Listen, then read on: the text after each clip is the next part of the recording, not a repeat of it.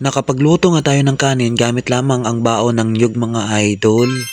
Naglagay na nga ako ng bigas dito sa baon ng niyog mga idol. Yan nga pala yung baon ng niyog kinina kasi naggata tayo ng gulay. Siyempre pagkatapos natin makudkod yung laman, nilinisan na lang natin yan mga idol. Sunod mga idol, nilagyan ko na ito ng tubig para mahugasan yung bigas. Siyempre kailangan din natin hugasan yung mga idol para maging malinis talaga yung kanin natin kasi kakainin natin mamaya yan pag maluto mga idol. Sunod mga idol, binuhos ko na nga itong hinugas mga idol. Sunod lalagyan natin ng malinis na tubig para ito na yung gagamitin natin pangluto sa kanya. Gumawa na rin ako dito ng patong-patong bato mga idol kasi nga dyan natin pa ipapatong yung baon ng nyug para mailuto natin mga idol. Gagawa na lang muna tayo ng improvise na kalan mga idol. Sunod, gumawa na rin tayo ng apoy mga idol. Kailangan natin gumawa ng apoy mga idol para maluto yung bigas natin mga idol. Sunod mga idol, nang nakagawa na tayo ng apoy, pinatong ko na itong baon ng nyug na may bigas na may tubig na mga idol.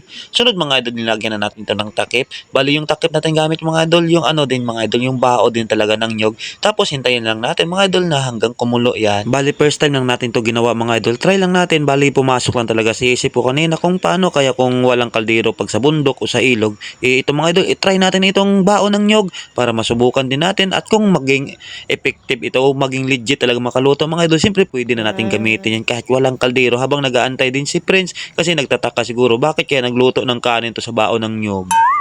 At ayan na nga mga idol, lumakas na yung apoy. Kinakabahan niya ako dyan mga idol, baka nga masunog itong baon ng nyug. Pero naisip ko mga idol, siyempre may tubig yan mga idol, hindi naman siguro madali-dali. Nakita nyo, kumukulo na nga ng konti mga idol, kaya binalik ko muna yung takip mga idol. Bali binabantayan ko talaga yan mga idol. Nakita nyo yan, kumukulo na talaga. Sigurado nga, maluluto nga siguro to mga idol. Kaya antayin na lang natin hanggang maluto yung kanin. Sana nga maluto to mga idol para magaya na rin ng iba. Siyempre, hahanap ka pa ng kaldero doon kung kaya naman dito sa bao, diba? At siyempre, dapat ito yung ituturo din mga idol sa mga boy scout kasi yung boy scout ngayon iba na yung boy scout girl scout. Nako, may mga rice cooker na, may mga heater na, may mga stove na yung ginagamit, hindi tulad ng dati na nagluluto lang sa kawayan. At ito na nga mga idol, naluto ng mga idol at nilagay ko ito sa dahon ng saging.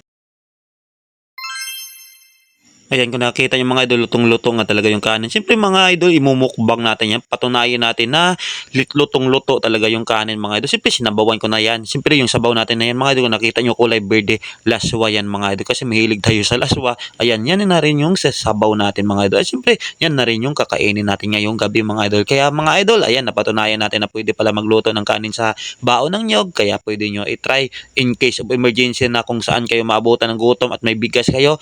Humanap lang kayo ng baon ng nyug mga idol para dito ninyo lutuin. Kaya hanggang dito na lang muna yung video mga idol. Please support naman kung nagustuhan ninyo yung video na to, paki-heart na lang mga idol. At syempre isang share lang mga idol, malaking tulong na yan sa atin. At syempre pag kumita naman yung video na to mga idol, nasi-share naman natin sa iba. Thank you mga idol, God bless all.